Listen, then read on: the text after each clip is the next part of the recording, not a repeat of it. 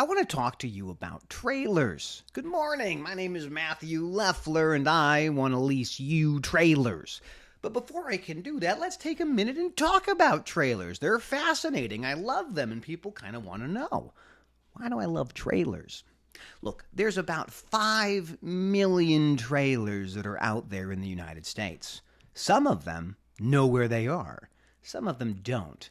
About 30% of trailers have some form of telemetry, a GPS, a telematics, all that visibility we seem to crave as a society.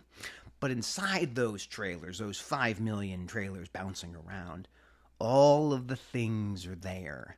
Whether they're manufactured across the globe and brought across in a different type of box, eventually they find their way onto a trailer. And that trailer can go all across the country. So let's talk about some of the most common trailers out there. The trailer people think about the most, we think about for dedicated or contract or truckload carrying. These are the 53 feet vans. Van being the kind of jargony term we use to describe them. A typical van will have a type of door. The door is usually a swing door. A swing door is like a barn door. There's hinges on both sides and they open up. Those are how you load everything in one place, and then you unload it all at the next place it goes to. That's the world of truckload. There's other types of trailers that are kind of interesting, like a pup. Now, it sounds cute, and in fact, they are, because they're 28 feet long.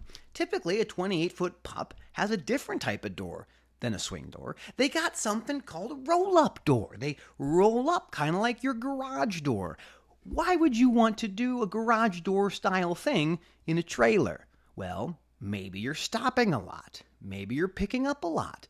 Maybe you don't know how many times those doors are going to open. And if you're a truck driver and you're opening and closing doors all day, it's probably safer to have a door like a garage door than a door like a swing door. It gives you more ability to get into difficult spaces. So that's the world of less than truckload, LTL.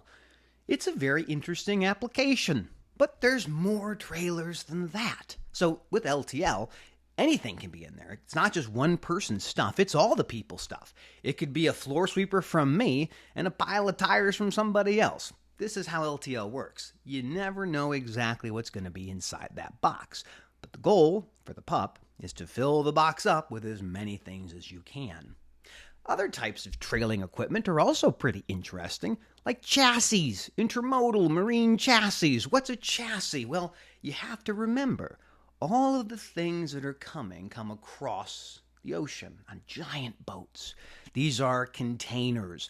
Now we call them 20-foot equivalent units, or TEUs. These things are stacked like blocks, and then a giant crane machine picks up the box and places it on a chassis.